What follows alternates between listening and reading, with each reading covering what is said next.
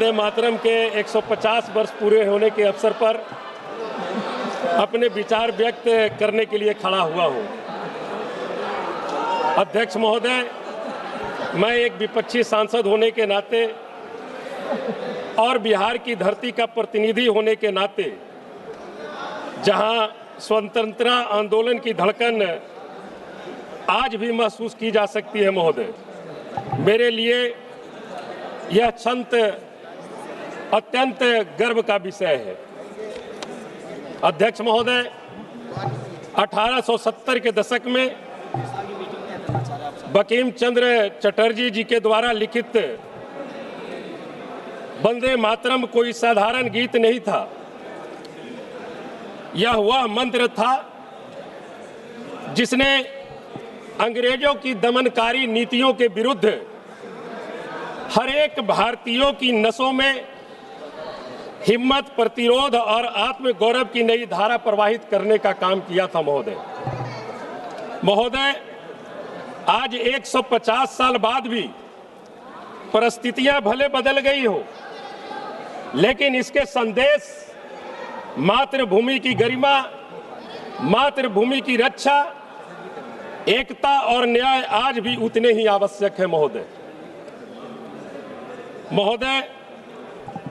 जब हम वंदे मातरम महान गीत की 150वीं वर्षगांठ मना रहे हैं, तो हमें केवल जश्न ही नहीं मनाना चाहिए महोदय, बल्कि वंदे मातरम के मूल मंत्रों और जो उसका मूल जो संदेश था, उस पर भी विचार करना अति आवश्यक है महोदय।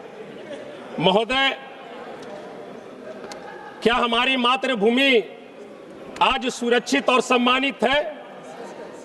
क्या हम अपनी मातृभूमि की रक्षा के लिए पर्याप्त तैयार हैं? क्या हमारी मातृभूमि के हर एक नागरिक को बराबर का सम्मान प्राप्त हुआ है? अध्यक्ष महोदय, आज बेरोजगारी अपने सबसे उच्चतम स्तर पर है। बिहार, झारखंड, यूपी से करोड़ों युवा रोजगार की तलाश में पलायन कर रहे हैं। ग्रामीण क्षेत्रों में आज भी विकास ठप है। क्या यही वंदे मातरम का सपना था महोदय?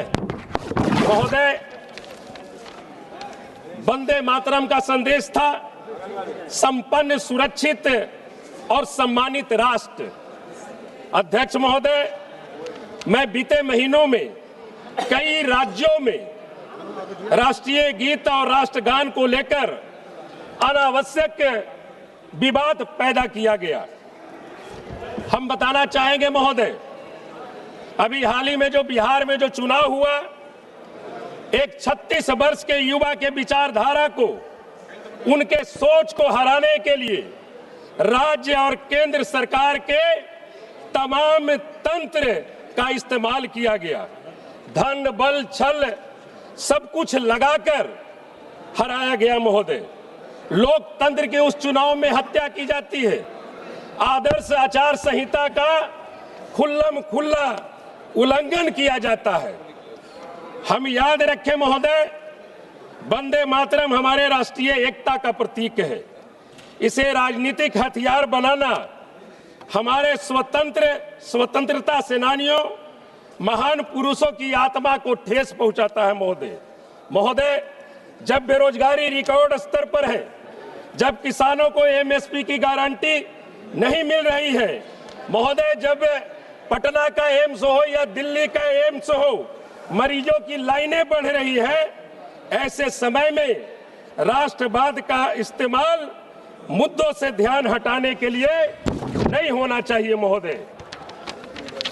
अध्यक्ष महोदय, मैं सरकार से पूछना चाहता हूं, मातृभूमि के हर एक नागरिक को सम्मान और अवसर कब मिलेगा महोदय? मैं सरकार से पूछना चाहता हूं कि जब आप कुंभ के मेले में प्रतिदिन आए श्रद्धालुओं की आप गिनती कर सकते हो, तो फिर जनगणना और जातीय गणना की गिनती आप क्यों नहीं कर सकते हो?